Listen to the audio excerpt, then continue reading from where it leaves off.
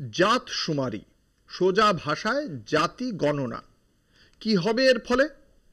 ভারতের মতো দেশে যেখানে সামাজিক অর্থনৈতিকভাবে পিছিয়ে পড়া একাধিক জাতি রয়েছে, তাদেরকে সমাজের মূল স্রোতে উন্নতির পরিকাঠামোয় তুলে আনা সম্ভব হবে।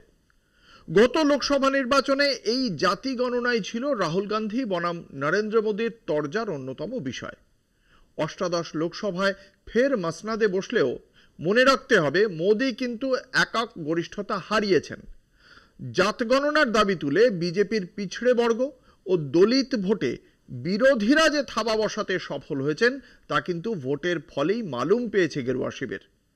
তাঁর সরকারের তৃতীয় দফার বর্ষপূর্তির প্রাক্কালে মোদী আচমকাই জনগণনার সঙ্গে জাত শুমারির ঘোষণা করলেও বিতর্কে ইতি পড়ল না।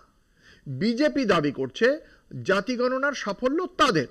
পাল্টা কংগ্রেসের দাবি, যে দাবি কোনোভাবেই মিথ্যে নয়, তা হলো রাহুল গান্ধী বহুদিন আগে থেকেই এই জাতি গণনার গুরুত্ব নিয়ে কথা বলে চলেছেন। এখন প্রশ্ন হলো, বিজেপির সিংহাসন কি টলমল? তাই কি জাতি গণনার ঘোষণা করে পিছড়ে বর্গ ও দলিতের ভোট নিজের ঝুলিতে টানার চেষ্টা করছে বিজেপি, নাকি শেষ পর্যন্ত বিজেপির জন্য বুমেরাং হয়েই দেখা দেবে? অর্থাৎ সরকারি সিদ্ধান্তের ফায়দা তুলবে শেষ পর্যন্ত কংগ্রেসই? সময় এর উত্তর দেবে।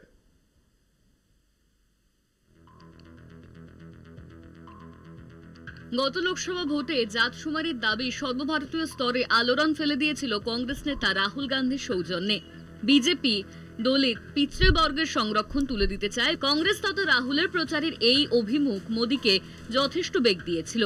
তৃতীয়বার ক্ষমতায় বসা স্তক মোদীর উপর জাত গণনা নিয়েই তাপ বাড়াচ্ছিলেন রাহুল। এরই মধ্যে হঠাৎই মোদীর রাজনৈতিক বিষয়ক ক্যাবিনেট কমিটির বৈঠকে জনগণনার সঙ্গে জাত গণনাকেও যুক্ত করার কথা ঘোষণা করা হয়। তবে কবে জনগণনা হবে তা জানানো হয়নি। ফলে জাত গণনার নীতিগত স্বীকৃতি মিললেও তার বাস্তবায়ন নিয়ে সংশয় প্রথম দিন থেকেই শুরু হয়ে গিয়েছে। কেননা 2011 সালের পর 2020 সাল থেকে জনগণনা স্থগিত রয়েছে। তাই রাহুল গান্ধী বা কংগ্রেস মোদীর এই ঘোষণাকে বিরোধীদের নৈতিক জয় হিসেবে চিহ্নিত করলেও তা রূপায়ণের অনিশ্চয়তা প্রকট হয়ে উঠেছে। রাহুল দাবি করেছেন, মোদী সরকার তাদের চিন্তাধারা মেনে নিল। সংরক্ষণের 50% ঊর্ধ্বসীমা তুলে দেওয়া ও বেসরকারি শিক্ষা প্রতিষ্ঠানে আসন সংরক্ষণের কাজও তারা করে দেখাবেন, এমনই প্রত্যয় রাহুলের। বিজেপিকে যে চাপ দিয়ে কাজ করানো যায় সেটাই তিনি দেখিয়ে দিয়েছেন বলে দাবি বিরোধী দলনেতার। উল্টে বর্ণ হিন্দু প্রভাবিত বিজেপির জাত গণনায় আগ্রহ কতটা আন্তরিক তা নিয়ে প্রশ্ন উঠতে শুরু করেছে। ঘটনাচক্রে চলতি বছরের শেষ দিকে বিহার বিধানসভা নির্বাচন। রাহুল তেজস্বীদের জাত গণনার দাবিকে ভোঁতা করতেই মোদীর এই ভুল বদল বলে রাজনৈতিক মহলের ধারণা। যেভাবে পাহেলগ্রাম কাণ্ডের আবহে জাত গণনার ঘোষণা হয়েছে, তাতে প্রশাসনিক পদক্ষেপের চাইতেও রাজনীতির গন্ধ স্পষ্ট হতে চলেছে।